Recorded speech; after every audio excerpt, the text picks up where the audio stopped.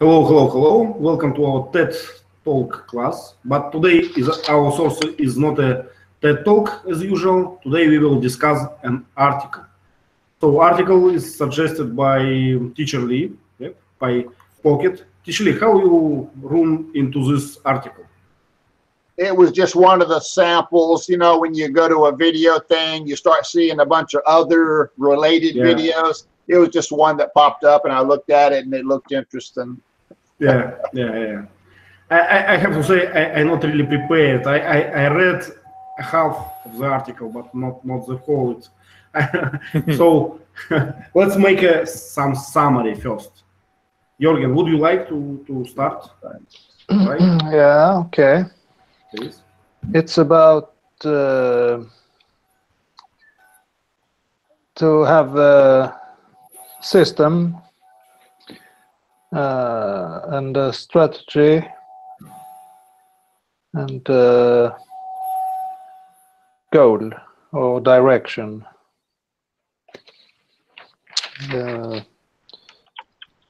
So yeah. Can't say so much more on that. Yeah, okay. So this article is about about goals, what we want to reach, about some strategies, how to. So we have strategy and we have tactic. Can we define the difference? Vasant, what is the difference between tactic and strategy? Tactic means I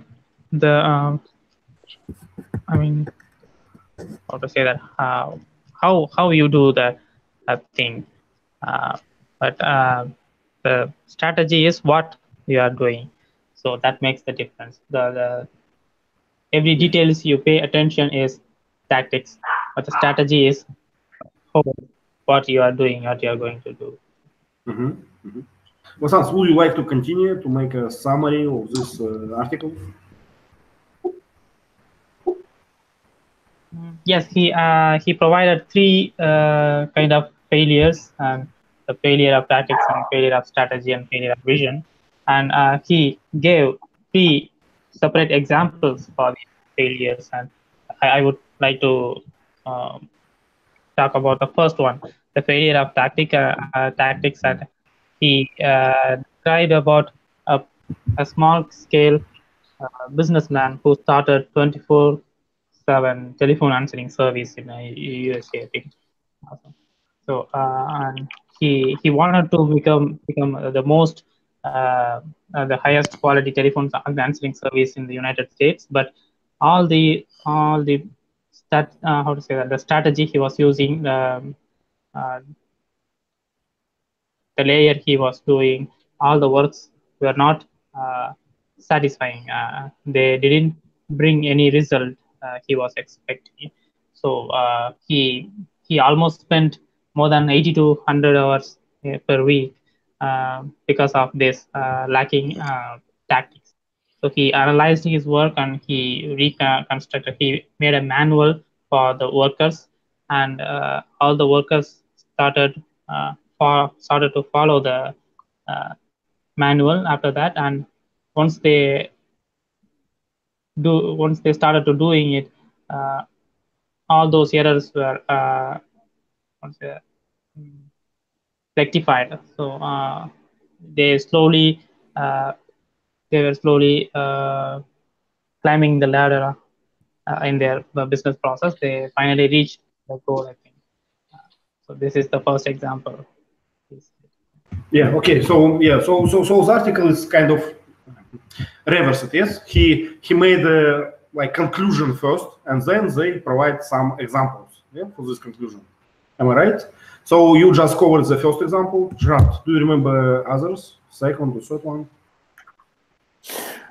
I think, in my opinion, in hindsight, it's easy to say what your problem is, but it's not that easy when you are inside do your business or something. What's your problem? A failure of vision, a failure of tactics, a failure of strategy? It's this article is quite idealistic. It's not that easy when you are in the middle of doing something. What's the problem? But I like the one line in this article very much. You know, it's like if you do the same thing over and over again, and you expect different results, so it's it's kind of a strange thing. Yeah. But you know, it's a very obvious idea. Yeah. When I say why you laugh, because it's very obvious. But I know that I made it many times in my life. So many times in my life, I do the same exactly thing, and I do expect different result. I think this time, it will be much better. I will. That's right. I'm not doing anything wrong, done it. I'm not doing anything wrong. And you keep, yeah. Oh, I am doing something wrong. Yeah. So I don't know, is it international joke or maybe it's just Russian? So sometimes Excuse me a second. So sometimes when someone like make obvious claiming or obvious thing, we call him like a captain of obvious. You know, you are a captain. Yeah, everyone understands this. It's so easy. But sometimes it's not that easy. Sometimes we continue to do that, and maybe it's good that someone ask you, did you do that before? Yes. Why you failed? So I think it's a good to have a kind of assistant or advisor or something. So do we have any personal examples that can apply to this topic or something?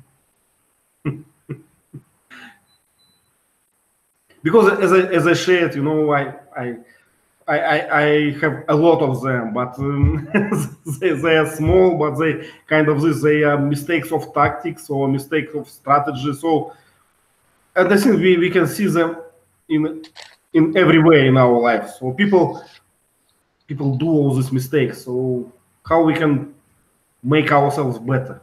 I don't know. What any conclusions from this article? What would you use now?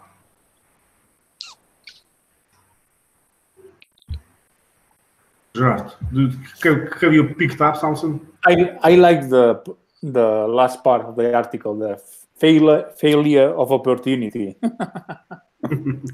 This one is very good because sometimes we don't see the opportunity and we realize about the opportunity when it's too late, you know. Yeah. It's happened many times in our life. If I had profit this opportunity, but I didn't see at this time. So yeah, it's sometimes people like stability or something. They think, yeah, but I have like my job or something. I don't want to take any risk, and they miss opportunity. Yeah. Osans, have you picked up any advice from this article? What would you use now when you know all this?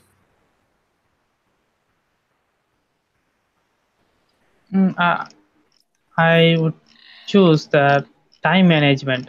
He mentioned a couple of things simultaneously, but your habits need to be aligned. So he said that because we all have just 24 hours, so we need to align our time and our everyday habits, and that's how we will understand which is important to us and what we really want. So it will make us understand about ourselves. So aligning our daily habit will help a lot. And you said, Ivan, that you do the same thing, you know, many times, but you expect different results. But that can be possible because depending on the time you do something, it can be good or bad, or the place or the moment. You know, in English they say the momentum. It can it can yield different results. Yeah, kind of, and you can be different, right? You can have a different skill. You can master something. Yeah, I understand, but yeah. So as we say, the Diablo is in details, you know. So any small details can make situation like very different. Yeah, it's very hard to make general conclusions. How we call these people who encourage us, you know, who teach us? So some kind of coach or something. How would we call this guy who wrote this article? I think it's kind of coach. So he's coaching us how to be a better person, I think. Life coach. Life coach, yeah. And it's a very popular business in Russia now. You know, there are a lot of coaches now. They will teach you how to earn your first $1 million or something. Yeah. So, because sometimes it seems for me it's very easy to make a generalization. You know, your problem you're just lazy. Your problem you're just stupid. Yeah, just make more efforts. Yeah, but I think every situation is very different because of the persons, because of the time and materials and all these things. Yeah. Coach. Oh, okay, so it's coach this way. Okay. I think so. I'm not sure. Yeah. Gerard, please. Another important thing that the article didn't mention is luck. Yeah. You are lucky. It's very important. It's important. People that don't deserve it are lucky, and people has bad luck. You know, they are doing things pretty well, but they are having bad luck. So that's important factor as well. I totally agree. Sometimes I think that luck is more important than your education and your, I don't know, country of origin or something. Yeah, because some people, they just met, you know, right guy in the right time, and they carry changes a lot. Yeah. Yeah. So, Vasant, do you have this coaching system in India? These artists, you know, who make this, I don't know, concerts or something? No, I don't remember something like that. But yeah, we have a famous book. It's about how to be successful in life. So it's like you can. The title was "You Can Win," and everybody buys that book, but still the author is rich. Nobody who bought that book is rich. So yeah, I like the joke. I don't remember it exactly, but it was something like this: buy my book, how to be rich because of idiots, or something like this. It's very simple to this. And hello, Sergey. Do you hear us? Sergey, yes, hello. Oh, hello. Okay. So we just finished with the story itself, you know, with the article, and we have a general discussion about these coaches. Usually, am I pronouncing it correctly? Coach. It's a man who teach you how to be successful and something. Yeah, coach. Coach. Okay. Yeah. So yeah. So I know. Probably you remember. I shared this story in our chat. Like half year ago, there was a very popular coach in Russia, and people paid like $10,000 to be on this show. You know, to be told about how to make the $1 million. Do you remember the story? It's a nice one, yeah. But it's the coaching itself. It's a very popular story in Russia. I think some companies, they have coaches like inside the structure to encourage employees on something. So let's ask Sergey. Sergey, do you have some coaching lessons on your job or something? Yes, I have a lot of coaching lessons, and when I studied in business school for our company, we have a lot of coaches, and I think that's it's very good. It's very good experience for me, and I'm became more educated than earlier. It's not bad idea. Yeah. The bad idea. Tim I can't hear him. Yeah, the bad idea. The coach asked Tim Robbins for 20,000 people. It's a bad idea, in my opinion. Yeah, so we can make a difference between a mentor, you know, a guy who works with you directly, yeah, who understands your situation, who can advise something or like this, and you know, just a general showman, you know, just go, you can make it. Yeah. Do you want a happy? Yes, you are happy. Thank you very much. So you have a positive experience with those mentors, Sergey, am I right? Yeah, yeah, it's very, very positive because we work with a small team from 7 people to maybe 50 people. It's all. Yeah. And the Okay. coach focus for each person, and we have the обратную связь. Feedback. We have a feedback every day, and for each person, and he explained our mistakes. Yeah. So it's like a personal training, I would say. Yeah. Good. Teacher Lee, did you have this experience when you worked?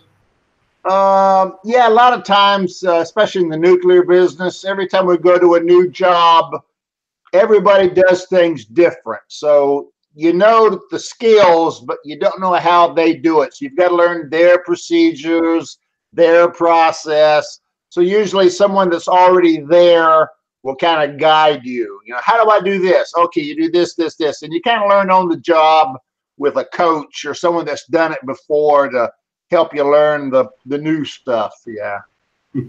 But do you have the like a different part, you know, these showmans who made, you know, these shows for people like Tim Roberts? Usually for like a project, we'll have a what we call a kickoff meeting. And sometimes at the kickoff meeting, you'll have the VP or some high level person. He'll come there and say, this is an important project. You got to do your best. We got to make the customer happy. So yeah, you get a little what we call pep talk to motivate you. Yeah. Yeah, in all times, you know, when we watch the movie, you know, old movies about something, you know, Scotland will be free, something. So between the battle, all the soldiers are in lines, and there is a commander. So people, we will make Scotland free. Can we? Yes, we can. Yeah. Pep talk or motivation, yeah. Whenever I think about coach, I think about these things, you know, just draw your sword, let's show them. Yeah.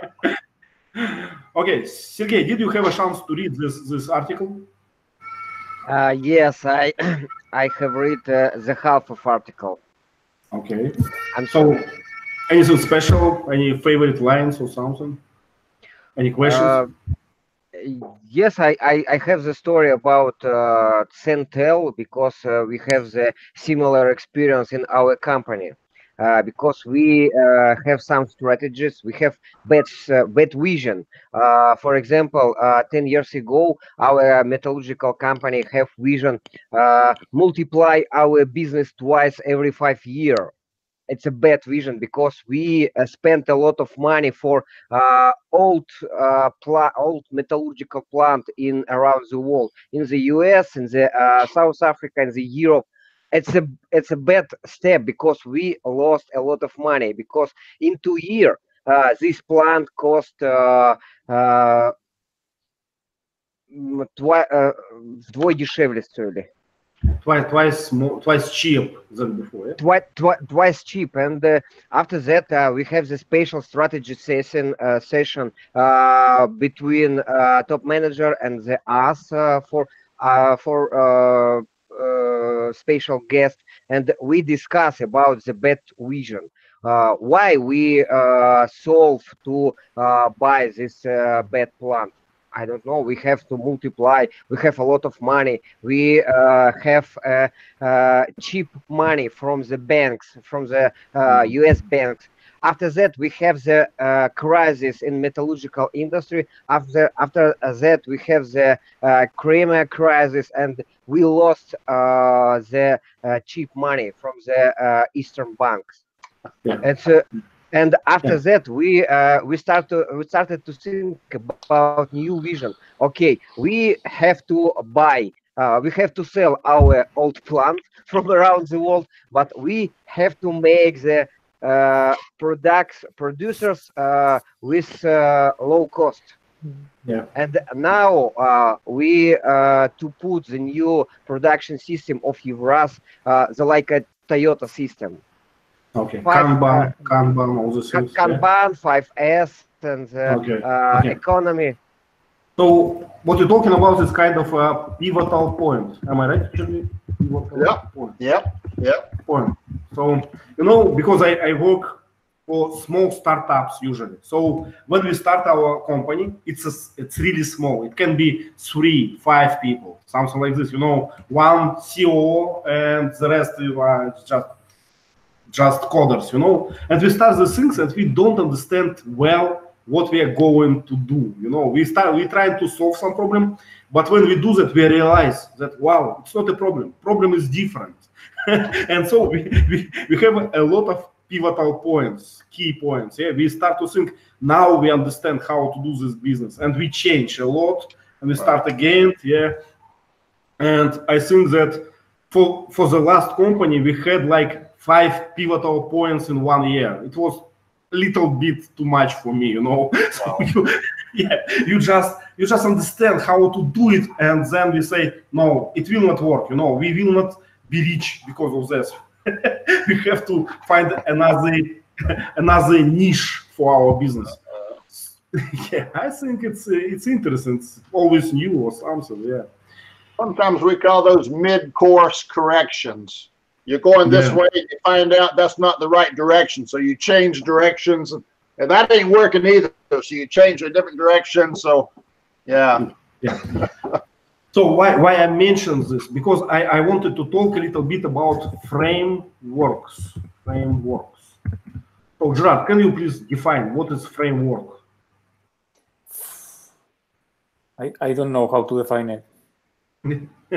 Vasant, would you like? I think it's kind of a flow chart or something. Is that true? Well, teacher, correct me if I'm wrong, but I think it's like a set of rules. It's like a model, how we behave in this. It's like a set of approaches, you know, set of rules. We do this and that and this. If you see this, we do this. Am I right? Yeah. A framework is like a structure that you're going to assume. Let's assume that we're here. We've got this, we've got this, we've got this. Now, with all those assumptions, let's design what we're going to do. Yeah, so it's a set of assumptions that you're going to operate in. Yeah. I think Sergey mentioned one framework before. When he mentioned Toyota style, he was referencing some framework. It was like Kanban framework. So Kanban is just a set of rules. You do this and that with this way. Yeah. In IT, we have the same. We have a lot of frameworks. We have like old-fashioned one. So let me show you a few examples. So first example, 10 years ago, maybe 15 years ago, we have a model. We have a framework. Its name was waterfall. What does it mean? It means that you before you starting to write any program, any computer program, you have to write all the documentation. And you have to bring this documentation to your customer and say, please read it. Is it what you want or not? And if customer said, yes, it's exactly this, you start to do the product. If it says, no, please fix this and that and this, you do like another cycle and you fix. So, but it means that you have agreement first, documentation first, and then you write a program. The problem was that those iterations with making documents, they usually takes like years. You know, for a big operation, it can take like 5 years easily. And you have not write anything yet. Only 5 years you're doing for making documentation. What are you going to do? So we changed in IT industry. We changed framework. Our framework now, our religion now is agile. Have you heard about it? You know, agile, like be agile, you know. So what does it mean? It means that you do some kind of product every week. So you take some task, you do it in 1 week. At Friday, you present this thing to your customer and you ask, what do you think about this thing? What you present it and you say, is it suits your expectation or not? what would you change? Is it the right direction or not? So it's like, you know, agile. And every Monday you decide what you will do on next Friday. So no planning at all. It's very agile. Why we have to do it? Because in many times this documentation is obsolete before you started to work on them, because the world is very fast now. Today, customer wants this, but in 3 days he will change his mind or something. So agile make us like, you know, to work with that. So we adjust our goals every Monday. Yeah. It's a very, I would say, complex work. So we have, you know, inside our companies we have now special position. It's called Agile Master or Scrum Master, Agile Master. So there is a special man who manage, you know, what is the idiom? Usually, huddle the cats. Herd the cats. Yeah, herd the cats. So every 5 programmers now have a Scrum manager who try and herd the cats. Who are doing this? Herd the cats. Yeah. So it's very interesting, but it's all frameworks. We can see a lot of examples that they are proven to be working. You know, sometimes we can deliver the product because of these frameworks. In other words, you're saying set near goals instead of that way. If it changes, it's easy to adjust. If you set a goal in the future and work toward that, and it changes, you've wasted a lot of work. Yeah. So near-term or short-term goals. Yeah, just a little bit. You know, if you're making a site, you don't say that we will make a whole, like, I don't know, whole system of something. No, you say today this week we are going to make authentication system or some kind of, you know, page, and you make it and you present it and you get feedback immediately. So yeah, and nowadays, you know, it's like a religion. Everyone believes that agile is better than waterfall or something else. So, do you know any other frameworks or something? Can you share? Sergey, what kind of framework you use on your job? You mentioned Toyota something, yeah? Can you describe it a bit? Yes, we have, if I understood you correctly about frameworks, this is the basement of our system. Yep. Yeah, it's like Kanban, you know, Kanban is a framework. Yes, we are metallurgical industry company, because that's why we don't use the Kanban, because we have a liquid iron, the liquid metal. But I can't imagine the Kanban in our industry. Stop! The liquid metal. We have the problem with the next step. It's not our way. But we use some other instruments, tools from Toyota system. We took the instrument from Toyota and we changed these tools for us, and we are building the new system for managing our production plants from our flow of products, our flow of documents, our flow of information, and we have some success in this process. It's very difficult. It's very difficult because a lot of people don't believe to this system, because it's very strange for a Russian mentality. Let's speak about this a bit. Yeah, you know, in Russia, it's I think it's our bad thing, but really, in Russia, we think bad about management in general and about managers. You know, if you speak before us, we say, if you ask anyone, what do you think about your manager? What will be the answer? He's a stupid guy. Yeah, manager. No, it's not me. My bosses are very intelligent person. I speak in general about mentality.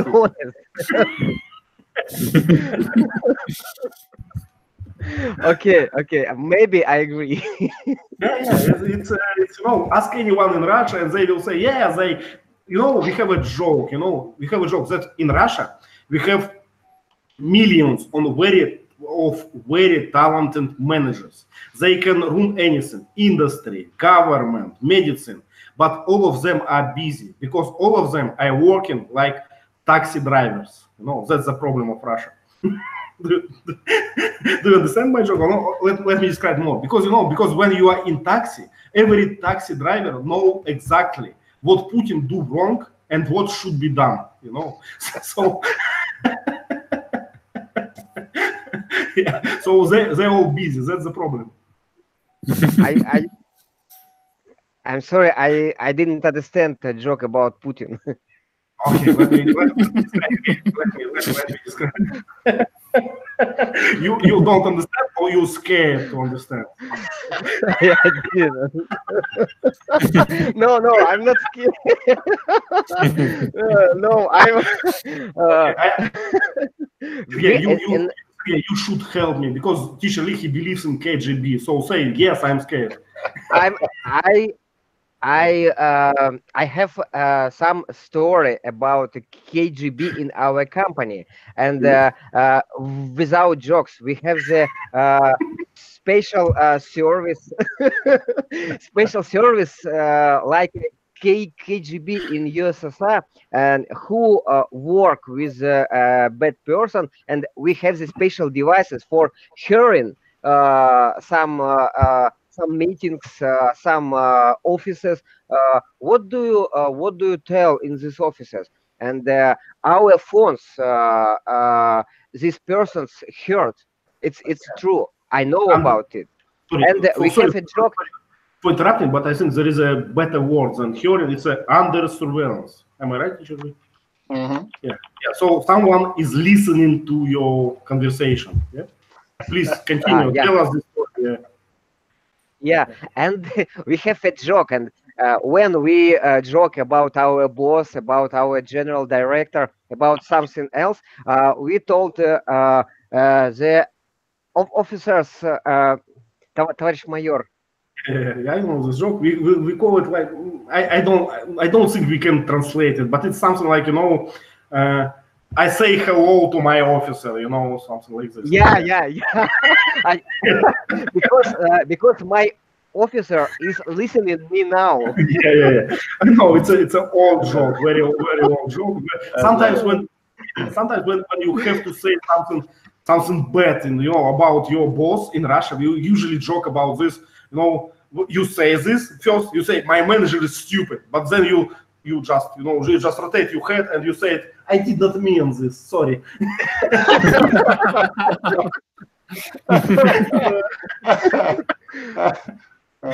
Yes, and additional, our security service, it's very intelligent, and they know about the. So yeah, you're making problems now. You know, I know exactly what you're talking about, but you're talking about like KGB, and we will have this myth forever now. You know? Yeah, but let me describe more. What is Sergey talking about? It's not a KGB, of course, but it's like a security department on his job. Yeah.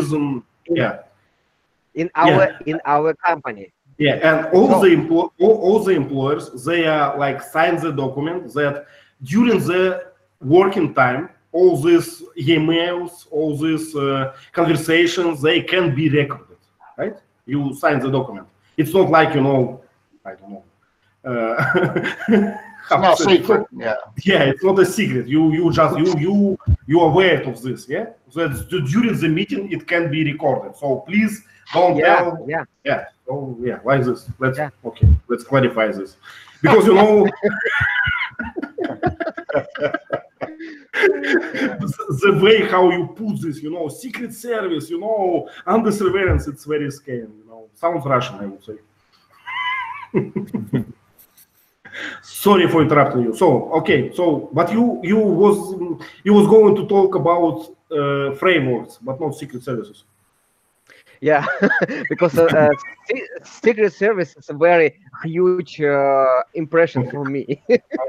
And yes, yes, we are changing some instrument and we put in our company and we start to develop this system, but we have the big resistance from the person.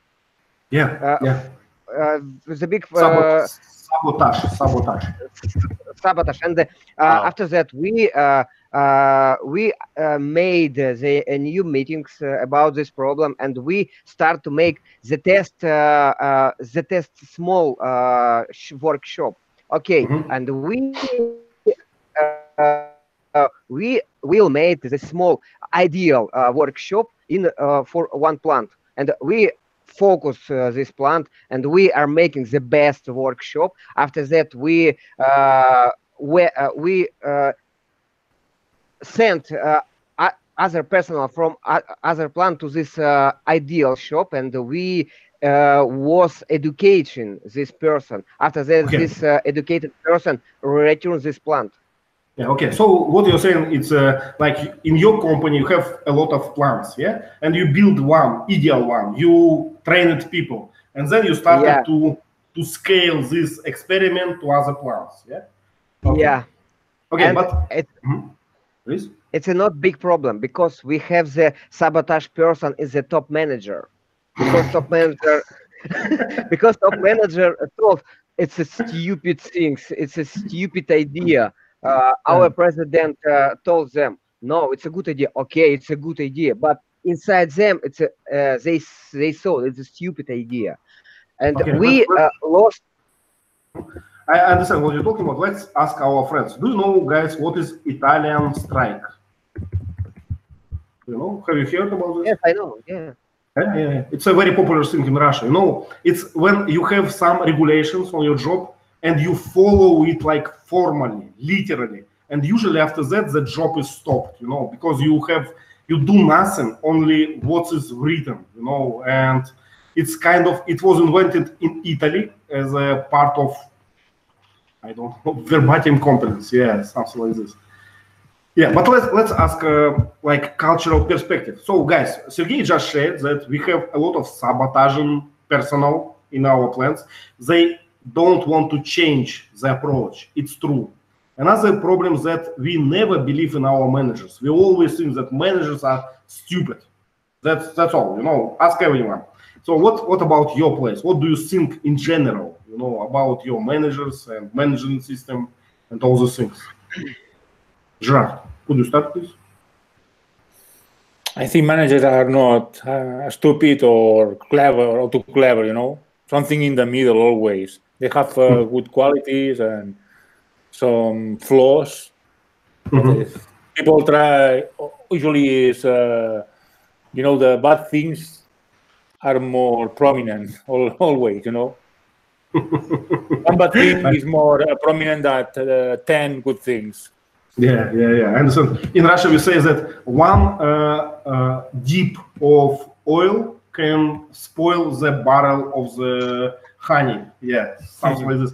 Not oil, but petrol or something. Yeah, something like this. Yeah, I cannot translate it correctly. Yeah. So, Sans, what about on your job? So, do you follow some framework? What do you think about managers? Tell us something.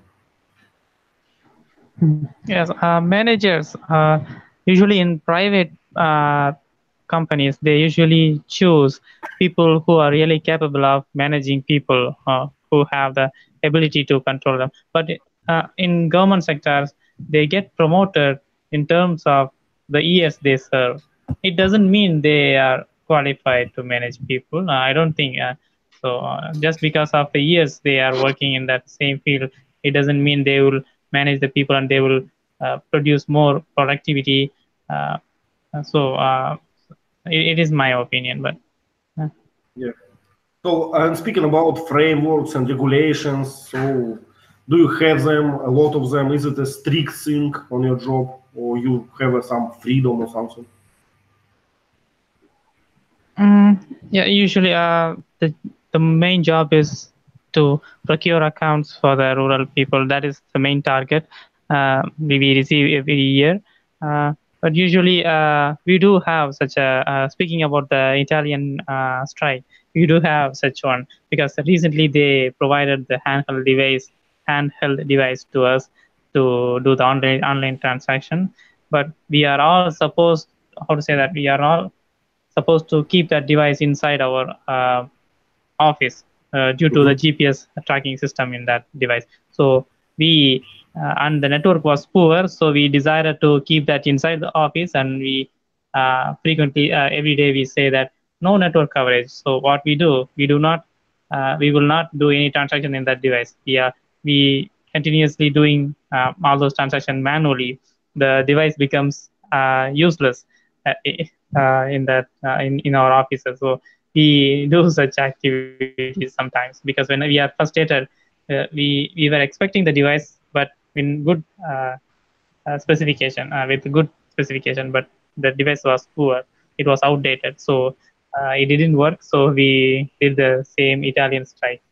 Yeah, I think you described it correctly. You have some stupid rules, stupid regulation, but you follow it like it's, like it's something brilliant. It's exactly Italian strike. So, digitally, tell us how in America you evaluate your managers. What do you think about them? Well, we have a lot of different layers in America.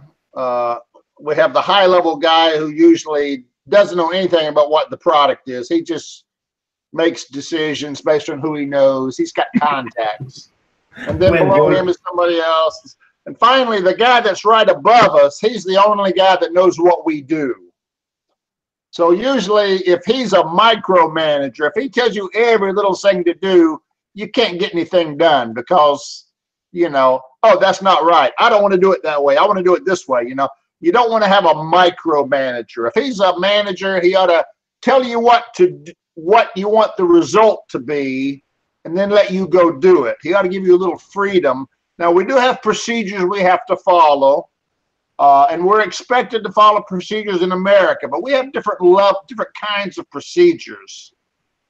In a normal business, they're kind of loosely written, make the customer happy. How you do that's up to you.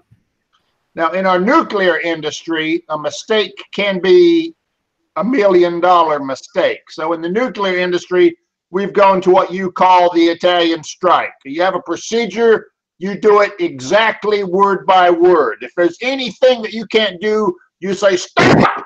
I can't do this. There's a typo. It says A and it should say B. I can't do anything until we fix this procedure. So it's really frustrating. But we have that in the nuclear industry. You do it exactly by the word, and if something's a typo, misspelled word, you stop, and you don't proceed until it's fixed.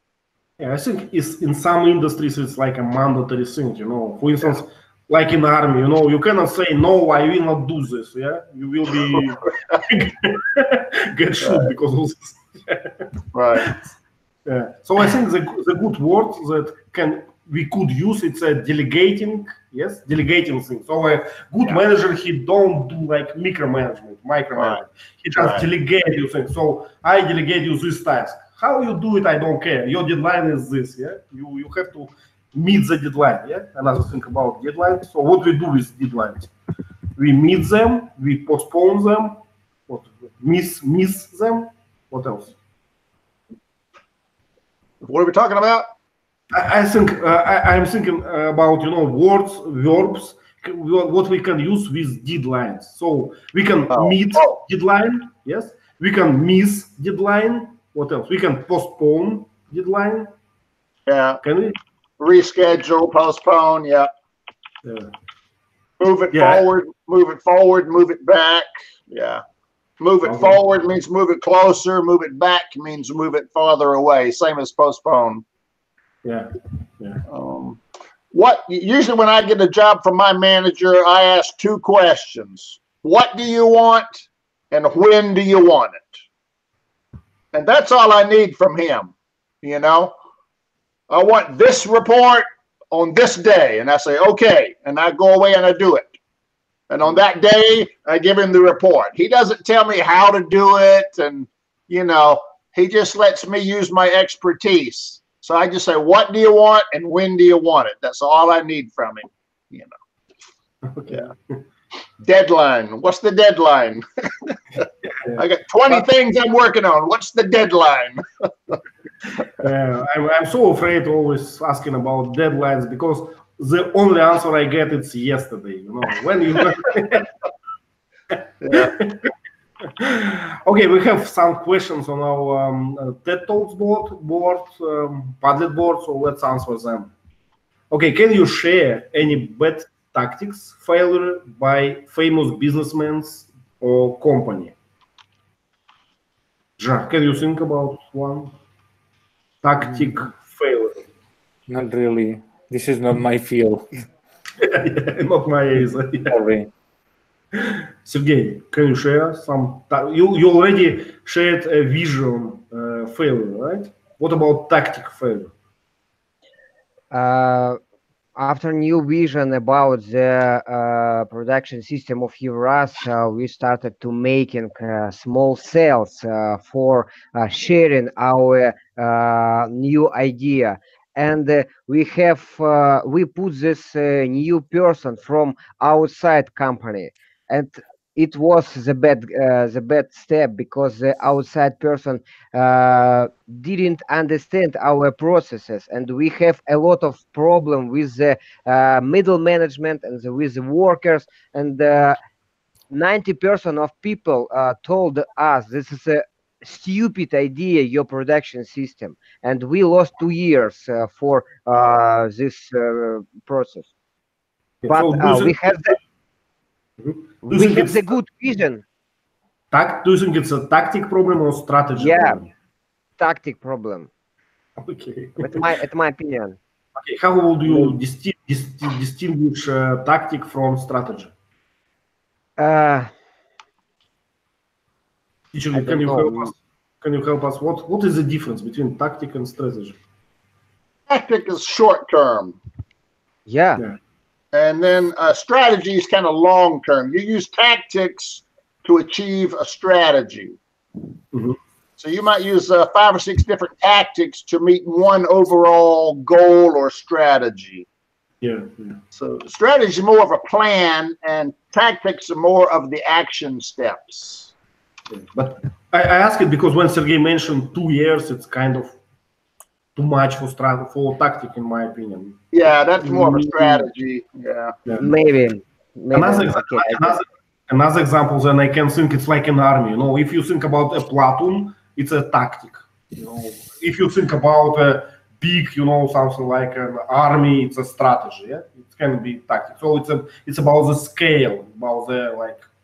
The right. Your strategy might be to take a town. Yeah. Strategy, we need to take this town. Well, how are we going to do that? Those are tactics. Well, we can attack from the front, or we can split into 2 parts and go around to the sides. That's a tactic. Or we can just surround the town and let them starve. We can siege the town. So those hows are all tactics to meet the goal of taking the town. Yeah. So tactics are like methods or courses of action. Mm-hmm. Okay, another question. Do professionals like doctors and other businessmen hire private phone answering services in your country? Actually, I'm not sure what is private phone answering services at all. Vasant, can you teach us what it is? Probably third party. Yeah. Yeah, Vasant, please. Yes. That's what I was asking, because we do not have any how to say that service for a single person. Usually, the company hires, like any giant telecom services. They do hire a business process outsourcing to handle their customer care activities. So that's what happened, but not any individuals. Yeah, I understand. Well, we kind of big corporations like Google or something, they have it. They write a script, like a framework, right? Like a rules. If the customer asks this, answer that. If answers in customer asks this, answer that, and they outsource to some another third-party company. Yeah? So people who answer these questions, they don't understand anything. They just follow the script. But why to do that in our century when we have computers and all these things? It's very strange. Okay, another question we have. Okay, I think I'm going to have to go for a moment. I got someone at the door. Okay. Like Mr. Emerson in this article, do people follow the profession of their parents in your country? It's an interesting question. When I see this question, I immediately think about India or something because of this, caste system or something. Sorry for these stereotypes, but it's what I think immediately. Yeah. So that's why I asked that question. So is it still true that people follow their parents' professions in India or something? It used to be, but nowadays they only prefer if it's only revenue-making business. So if it's a doctor, then his son will become a doctor. If he is a businessman, his son will take care of his business. Not any auto drivers, not any taxi drivers, not any agricultural, any farmers. So it depends on the revenue it makes. So now it's a little bit changing. Yeah. So if it's a good job, they will try to put children in this good job. But it's a bad job. Yeah. No one wants it anymore. Yeah. Okay, Sergey. So what is your comment? I want to tell about my profession. My profession is in electrician engineer. My father in electrician engineer. My uncle an electrician engineer. My cousin in electrician engineer, and me was an electrician engineer. What is the name of your caste in Russian system? It's a blue blood. Yeah, blood. So it's Голубая кровь. Yeah.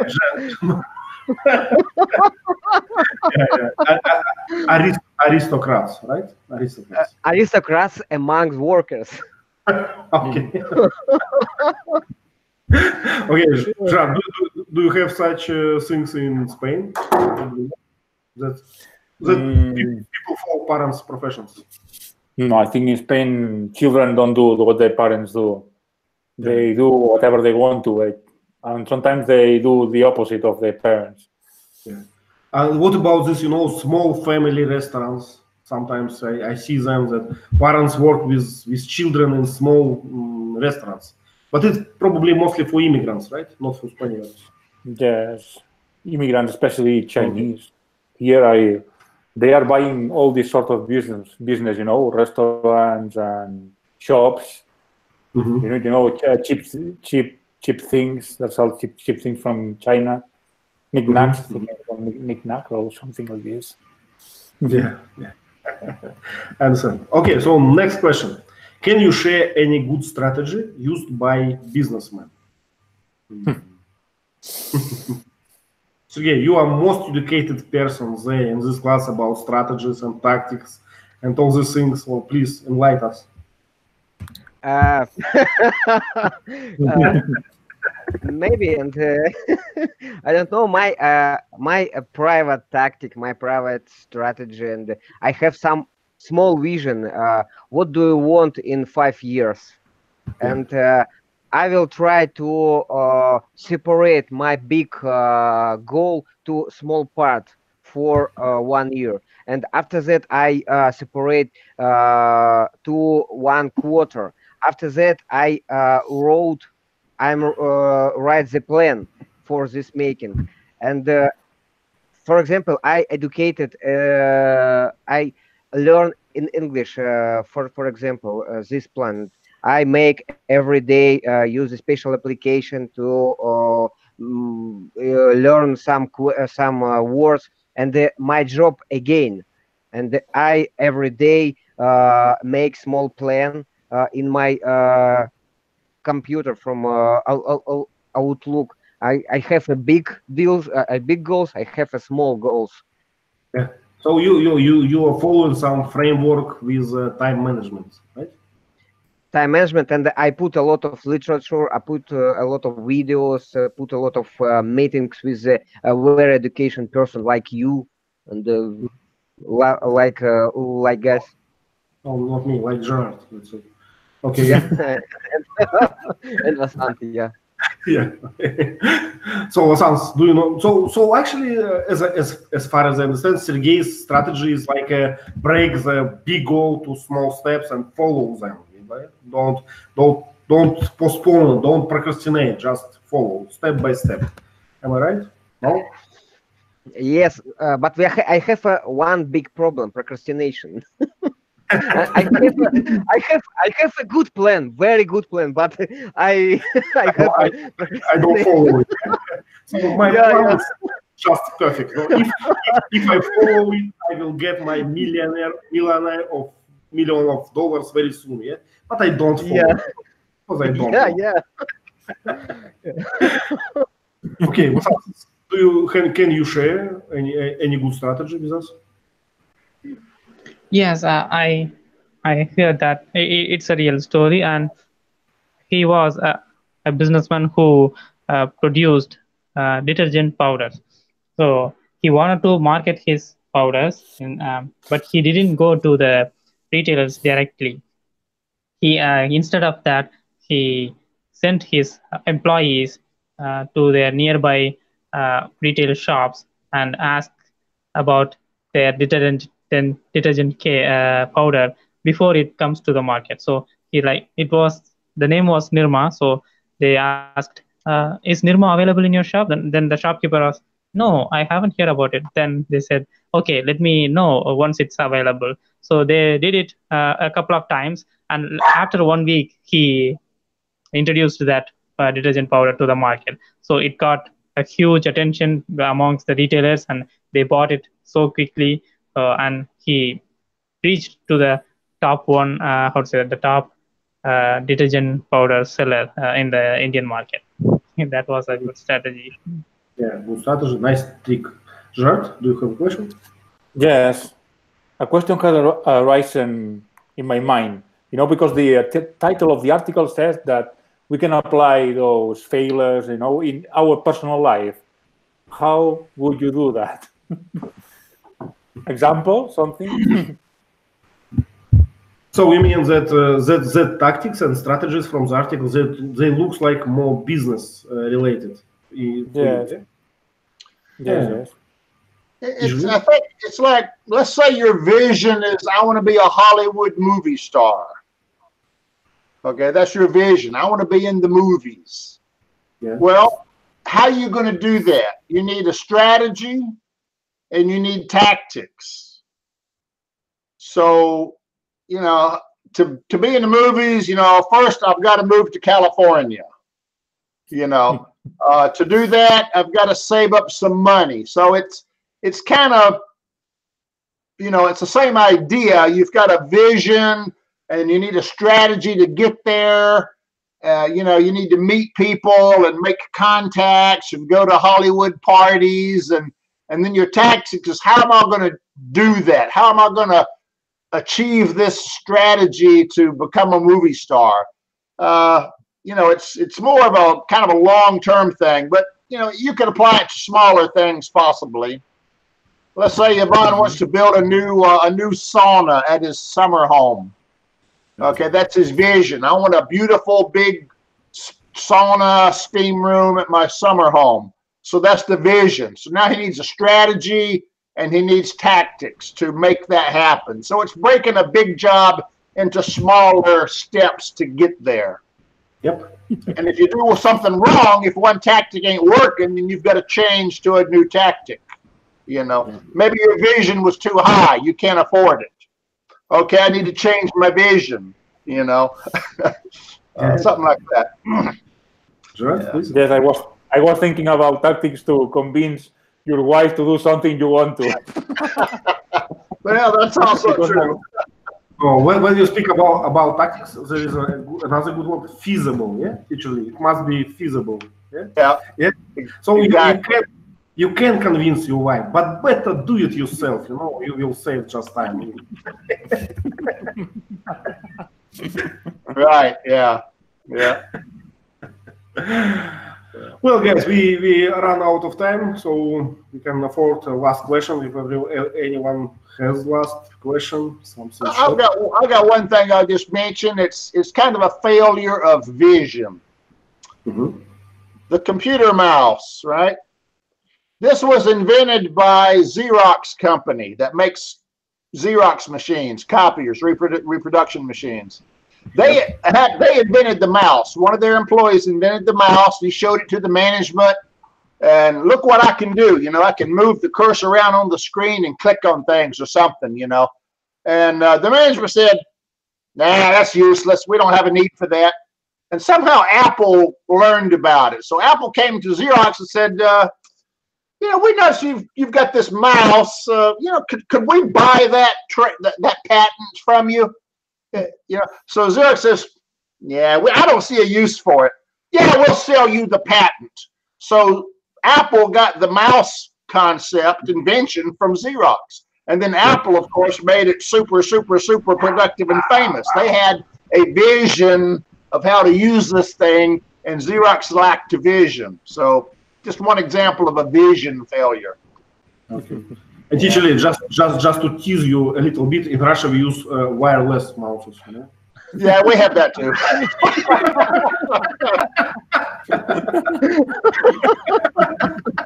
Yeah, I don't know why. Our wireless stuff used to work in another part of the room, but when I moved over to this corner of the room in my home, my wireless stuff started. It wouldn't act normal. It started being jerky and didn't work well. So I just went to wired stuff. You know, I don't know if it's interference from a light or what, but yeah, my wireless stuff doesn't work in this corner of the room. Of course, I got cables everywhere. Yeah, I hate it. just a joke, you know. I understand. Yeah. So thank you guys for coming, and it was a nice talk. Please share your articles and talks, whatever you want in our chat. We will choose one for the next week. And on Sunday we have a nice movie, Stargate. Do you remember? 1994. So please watch it. We will discuss it. A lot of things to discuss. I already watched it. It's nice. So thank you. Bye bye. Thank you. Bye bye. Thank you. Sunday, yeah.